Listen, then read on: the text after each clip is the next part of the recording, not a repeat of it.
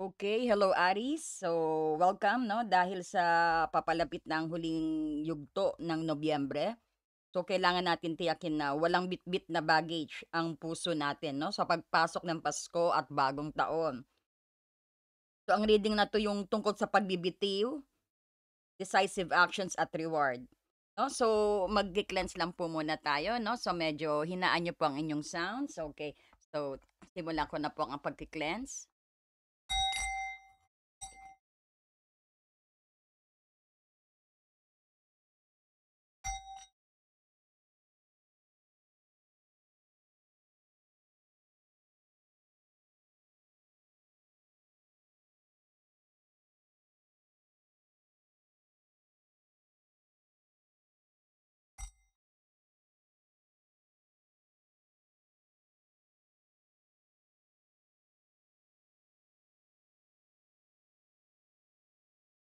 Ayan. O sige. No? So,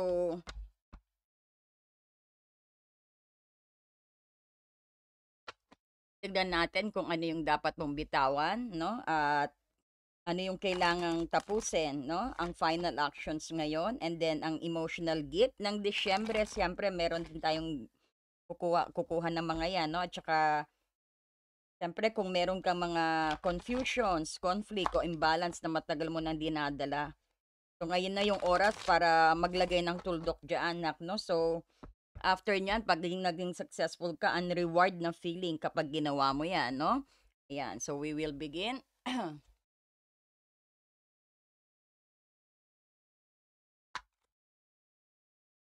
po ang kailangan bitawan at tapusin ni Aris?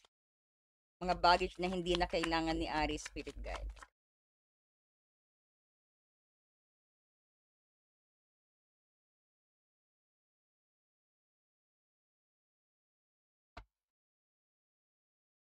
Ito po ang mga kailangan bitawan at tapusin ni Aris para paghandaan ang kanyang Disyembre Spirit Guide. The Fool.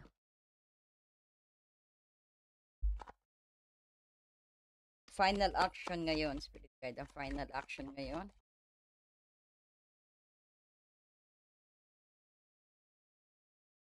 Wheel of Fortune. Aba, ganda siya ha. Ang kanyang regalo, Spirit Guide, ang kanyang mga reward. Reward ni Aris.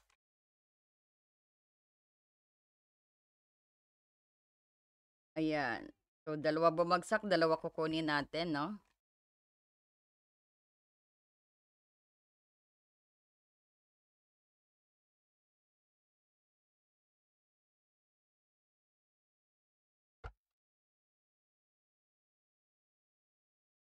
Pagkukurin tayo ng mga mensahe. Phil Whisper, ito na yung time na para magbigay din ng mga guidance sa inyo, no? Para maganda ang pasok ng Disyembre.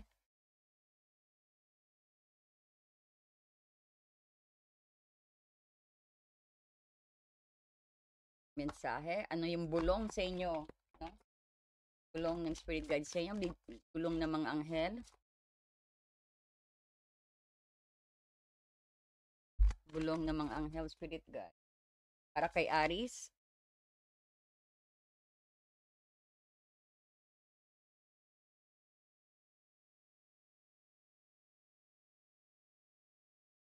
traction pala siya eh. Sorry.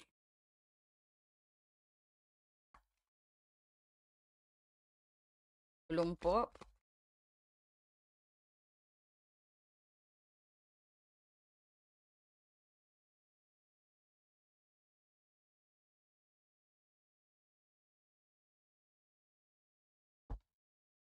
Tayo ng maraming guidance para maging gabay mo, nak, no? Sa ipagpasok ng Disyembre.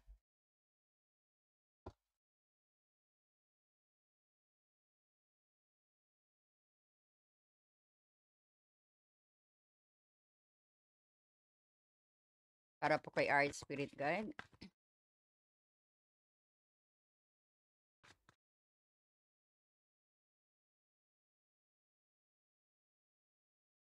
Yan, hingi ka lang daw ng ano, ng gift.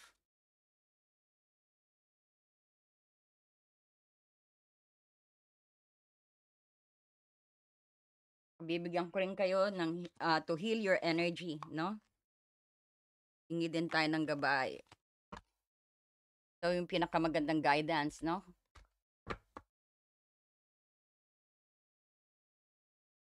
Bibigyan ko rin kayo ng healing, no?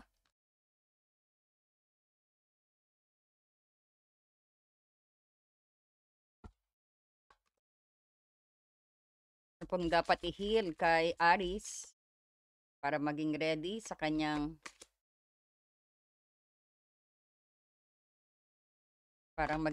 po siya sa kanyang Disyembre, sa kanyang Christmas at bagong taon. Wow, freedom, faithfulness. Nice, no?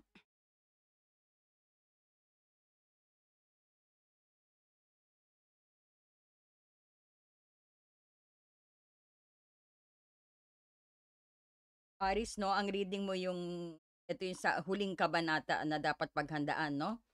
Ito yung kailangan mong bitawan, meron ka na full. No? Ito yung fear of overthinking din at ang mag-start, no?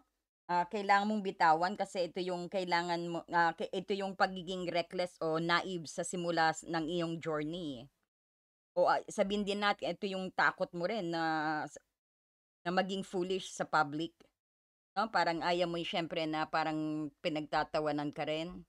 Ayaw mo yung parang kinisisi ka, no? Parang ganon. So, itong full na to, ito yung unang hakbang din eh kung lalabas ito at kumbaga bibitawan mo. Ito yung posisyon na kailangan mong iwanan dahil nga siguro sobra ka ring carefree na attitude na hindi nagpaplano. Pagka kailangan mo ring bitawan ang fear na mag-start ng bago dahil sa takot ng magkamali, di ba? So halimbawa, kung may idea ka na iwan ang toxic relationship, pero takot ka maging isa or sabihin natin your fear of being alone at maging reckless ka rin sa mga financial mo, no? So bitawan mo ang takot na 'yan. Kumbaga planuhin mo ang first step mo para 'wag kang mag-overthink ng sobra, no? 'Yan ang kung bakit ito ang dapat mong bitawan, no? And then kita mo ang final actions ngayon, ang Wheel of Fortune, ito yung huli at matapang at decisive na action na kailangan mong gawin. At kumbaga ibig sabihin nito is parang ayan, kagaya niyan ng picture, no? Parang sumakay ka lang sa daloy, no?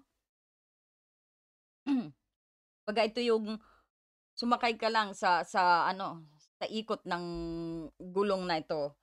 Kumbaga mag-take risk na hindi mo kontrolado ang outcome. Kumbaga take the leap of faith, no? Huwag mong labanan ang change na dumarating, no? Because ang Wheel of Fortune, ito yung parang powerful na senyales na umiikot na ang fate. Ibig sabihin ng action mo is yung dapat na tanggapin at i-align ang sarili mo sa cosmic timing. No? So halimbawa, kung may bagong opportunity sa pag-ibig o sa career na biglang dumating sa iyo, go for it, no? Huwag kang mag-hesitate ng final actions na, halimbawa, kailangan mong right away sakyan mo kaagad. Sumakay sa wheel at hayaan mong dalhin ka kung sa anong chapter or sa anong journey ka, no? Just go on, parang ganon. Go for it, grab for it. Yan ang dapat na final ni actions mo, no? Itong Nobyembre. And then kung makikita mo, andito ang iyong emotional gift at ang i-reward sa'yo sa Disyembre, no? So, Six of Swords at Three of Wands dito. Kapag ginawa mong action na yan, kumbaga, na sumakay ka dito sa wheel, no?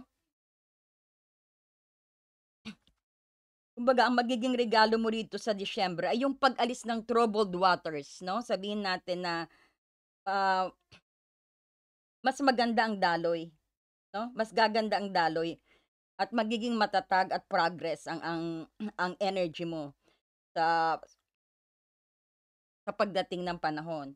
Kung makikita mo, ang reward mo is Six of Swords. Ito yung emotional relief at peace, 'di ba? Napakaganda niya, no? Kasi siguro ano na rin tayo, kumbaga we've been so tired of sa lahat ng buwan na dumating, na lumipas, nakita natin ang conflict, ang hardship, no? Ang bigat din ng dalahin ng Aris.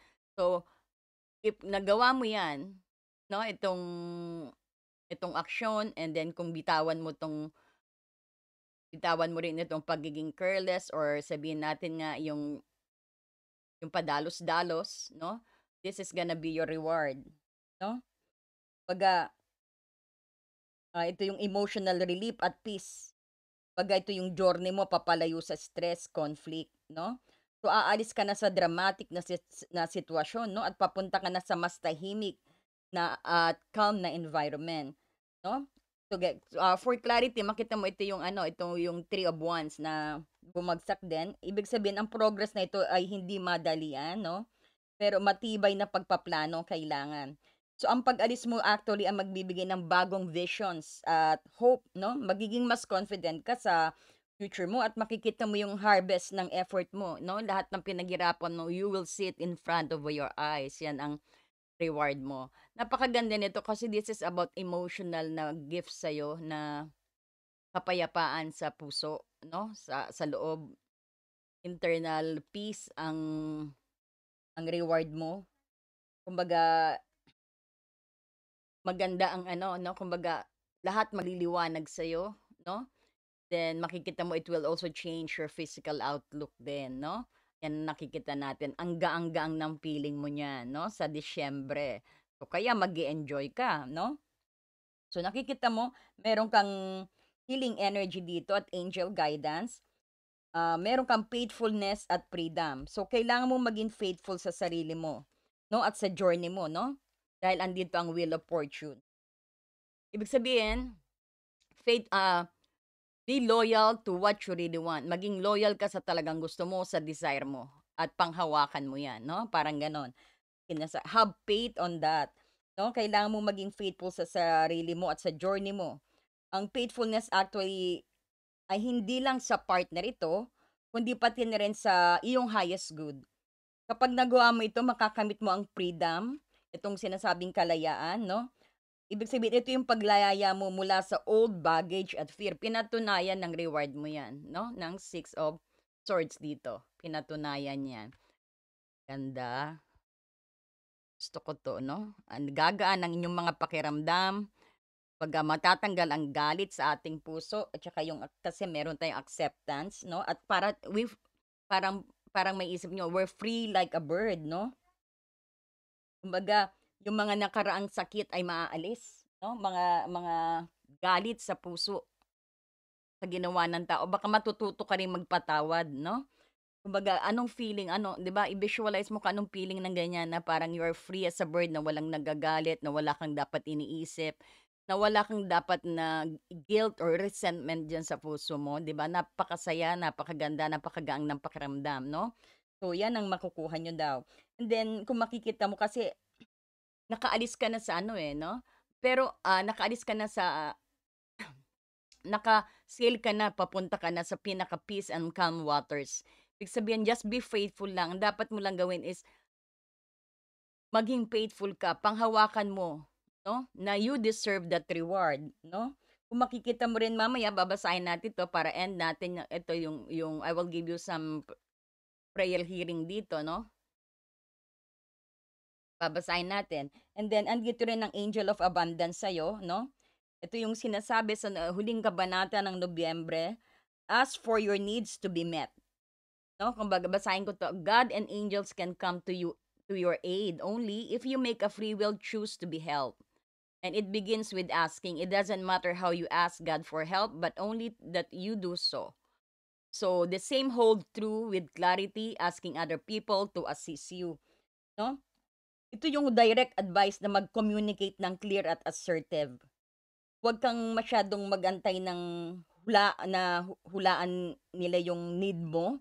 Kumbaga humingi ka, hindi ka hinaan ang humingi or mag-ask, no? Isipin mo yan yung blessing na pinapadaan lang din sa tao.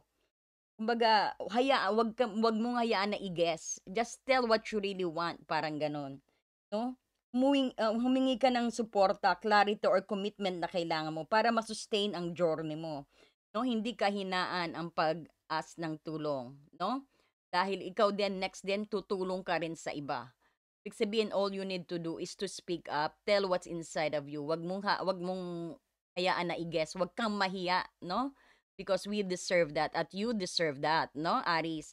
Kung makikita mo ang angel whisper sa'yo, binulungan ka, 999. So, talagang release, no? Talagang ganda, you're releasing everything dito. So, ending our new beginning. So, may beginning ka din talaga na itong coming katapusan ng Nobyembre, no? Sabi ng angel whisper sa'yo, no? So, itong 999, an ending symbolizes the closure of one door and opening of another. So, ibig sabihin, ito yung new beginning mo. No? So, the whisper is reminding you to release and allow. Hayaan mo lang, let go, kagaya nga ng itong reward sa'yo, o, tingnan mo. Just enjoy it, enjoy the ride, no? It is the release where the magic happen. Ayan. O, di ba? So, anuhin mo to ha, ulit-ulitin mo, sabihin kung masusundan nyo, no? Ito yung affirmations na maganda araw-arawin nyo, no? Bago kayo matulog, pagkagising nyo.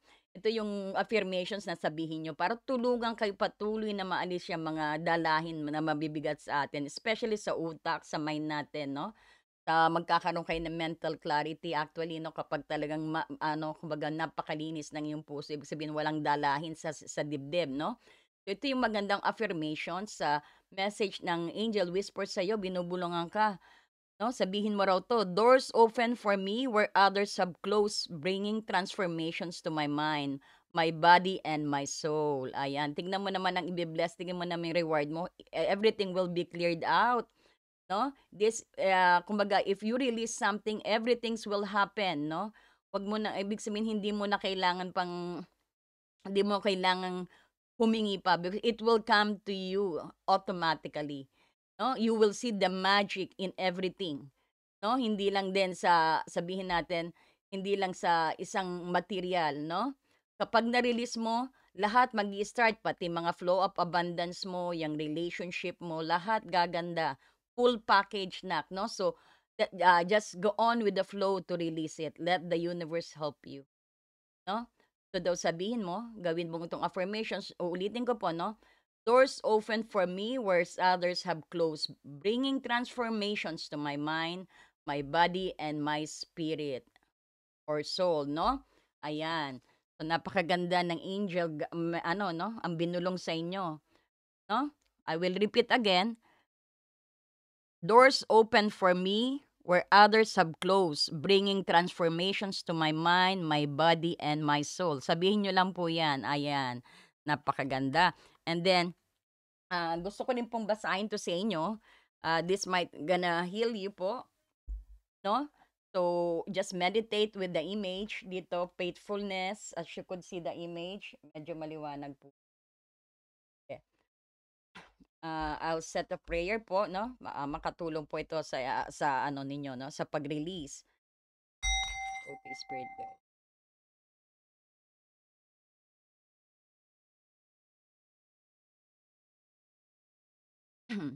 Faithfulness, no? Ayan yung, I commit to my mind, heart, and will. I am devoted to the needs to my soul. I trust in myself, in God, and the universe. So, sana malinaw, no? I wanted to show you the message, yung image niya. I want you to meditate. So, I'm always giving po na energy healing sa one-on-one po, no? Ayan, sana maliwanag, no? Ayan. O hindi nyo makita, pero anyway, I'm sending you a distance healing, no? Ayan, yung para matibay ang inyong pananampalataya, no? Na kayo is ready mag-commit, no? Kumbaga, ituon ninyo ang isip, puso, at sa gawa, no? Maging devoted po sa tawag ng inyong souls, no? Ang pangangailangan ng souls ninyo na to have this peace, no? Maging focus ka diyan, maging faithful ka diyan, ibig sabihin din, no? Ayan, so maganda. And then itong freedom. So I release my wounds, create doubt, resentment, and guilt. So I work to free myself of darkness. I cast off negative thoughts, find peace in my heart, and discover the being of light within me. Yan. So kung makikita nyo sana malinaw, yes, ang image. But anyway, I'm sending you this as a distance prayer healing sa inyo, no? Yan. So, ang ang ibig sabihin din nitong freedom na mensahe sa inyo, you know, parang na-realize mo, nalaman mo ang sakit, no? Sometimes nagdududa ka, ayan, may resentment ka, may guilt ka, no? Kaya ginawa so what you did is, so I worked to free myself sa darkness. Dati nasa dilim ka, ngayon is you are actually freeing yourself na. You have the acceptance. Yan yung pinaka way para ma-let go ang lahat. Admit it, accept it, and then let the universe handle the rest, no? And then release it. Ganyan yan, no? So, I cast off negative thoughts, lahat ng mga negative thoughts. Find peace in your heart and discover being of the light within you. So ito ang mensahe ng dalawang energy healing sa inyo. No? So, send you this healing, no? Sa inyo po, I'm sending you energy healing. Ayan. Maraming salamat po and I hope nagustuhan nyo ang atin at nabigyan kayo ng liwanag kung ano lang ang dapat yung gawin, no? Very easy, hindi po kayo maghihirap niya, no? Kumbaga lahat is gaan ng pakiramdam, no? Yan kasi ang pinakamagandang gift sa atin, nak, no? Yang acceptance, lahat ng accept, yang resentment na yan, lahat maaalis. Ang ganda magpasko at magbagong taon yata niyan, no? Ayan, so syempre kuha tayo ng guidance sa ating mga archangel. Guidance po sa remaining November. Ayan. Guidance po sa huling kabanata ng November para kay Aries.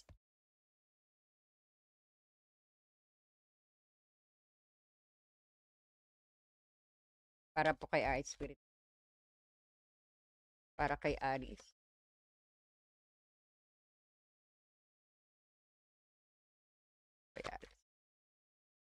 Para po kay Aries.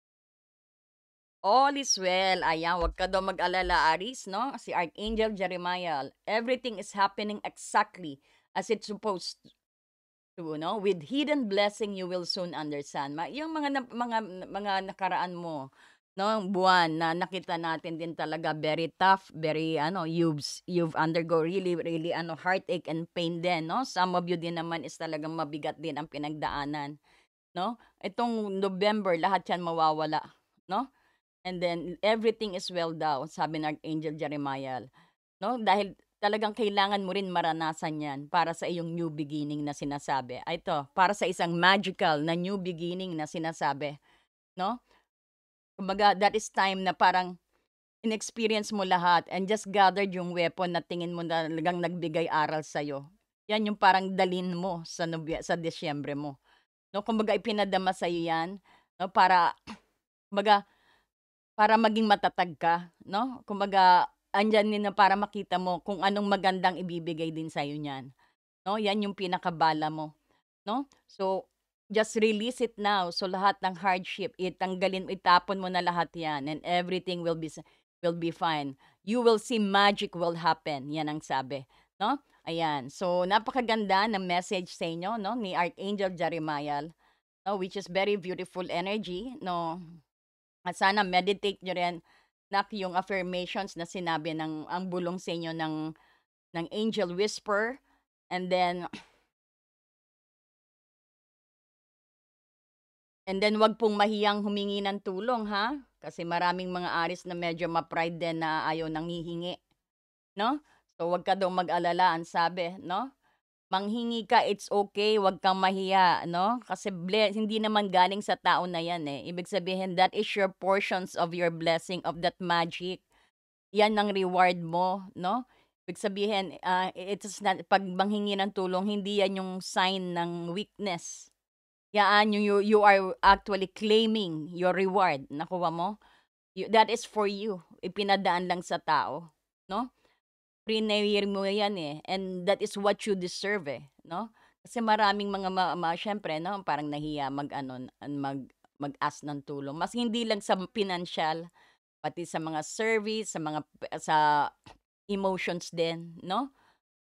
Pag nakikita mo sa relationship naman, yung persons mo, kumbaga, tingin mo ikaw lang ikaw ng bigay, hingi ng kausapin mo siya, pengi naman ng konting pagmamahal mo, parang gano'n, no? Ayan, so napakaganda ng iyong reading, nak. No, sana nagustuhan mo ang ating reading and thank you so much po sa mga nagsi-share. And pengi naman po ng like and hype diyan.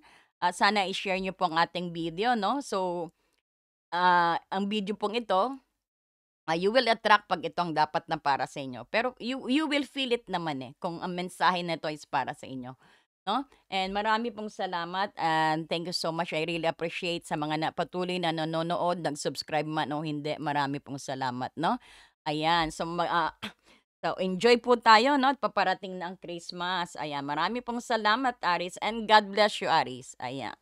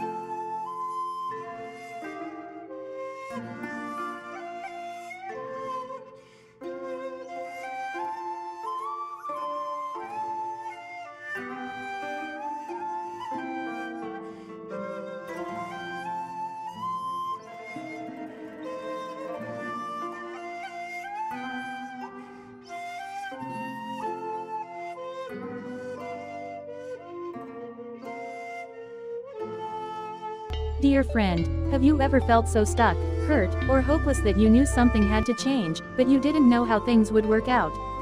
A time when you could have really used more insight and guidance, or at least a new way to nurture yourself and bring a little more peace into your life. We all struggle with our own issues, self-defeating patterns, and conditioning, all of which color our views of ourselves and the world, whether we're aware of it or not.